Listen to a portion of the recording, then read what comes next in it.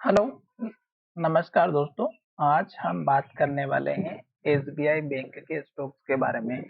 अभी 2 दिन पहले भी हमने इस स्टॉक्स के ऊपर वीडियो बनाया था और कहा था कि इस स्टॉक्स में अगर आप एंट्री लोगे तो शायद आपको यहाँ पे नुकसान हो सकता है। क्यों?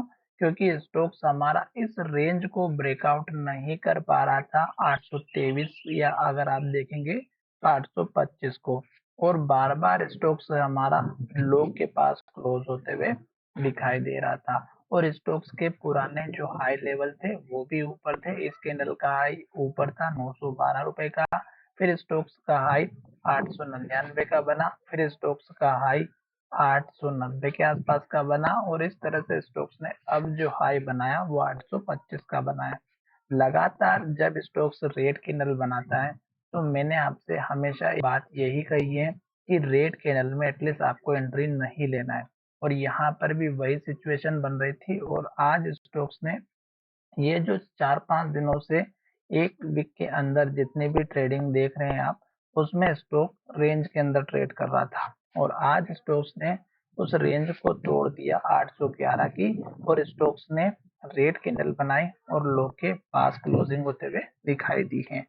तो अब अगर आप देखेंगे तो स्टॉक्स का आज का जो लो है 806 रुपए का है, और क्लोजिंग अगर आप देखेंगे तो 808 रुपए के आसपास है। तो हमें स्टॉक्स में अभी बिल्कुल भी एंट्री नहीं लेना है। स्टॉक का सपोर्ट लेवल अगर आप देखेंगे तो मैंने यहाँ पे ड्रॉ करके रखा हुआ था इस कैंडल के लो का, तो ये है 793 का, और इस कैंडल के लो का 797 का।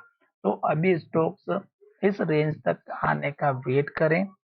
रेड कैंडल जब तक बनेगी इंतजार करना है।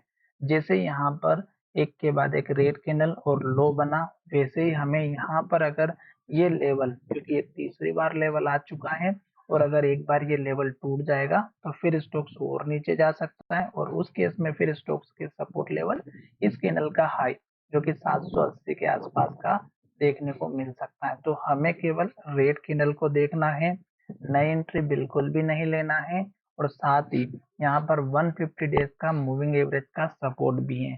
तो उसके बाद हमें यहाँ पे डिसीजन लेना है कि स्टॉक्स में यहाँ आने तक का एक तो वेट करना है, रेड कैंडल को देखना है, साथ ही स्टॉक्स में कैंडल और वॉल्यूम, साथ ही डिलीवरी किस तरह से काम कर रही है, ये सभी चीज को हमें ऑब्जर्व करना है। तो चलिए, रेड कैंडल में बिल्कुल भी एंट्री नहीं करें। छोटे टारगेट की अगर हम बात करें तो 820 से 825 के बीच का ही टारगेट रखिएगा। जब स्टॉक 825 के ऊपर एटलीस्ट क्लोजिंग दे देता है तो फिर हमें दूसरे नेक्स्ट टारगेट की तरफ जाना है, जो लगभग हमारा यहाँ पे 834 रुपए से लेकर के 840 के बीच का रहेगा। तो चलिए वीडियो को यहीं विराम करते हैं। धन्यवाद, मिलेंगे नई वीडियो में।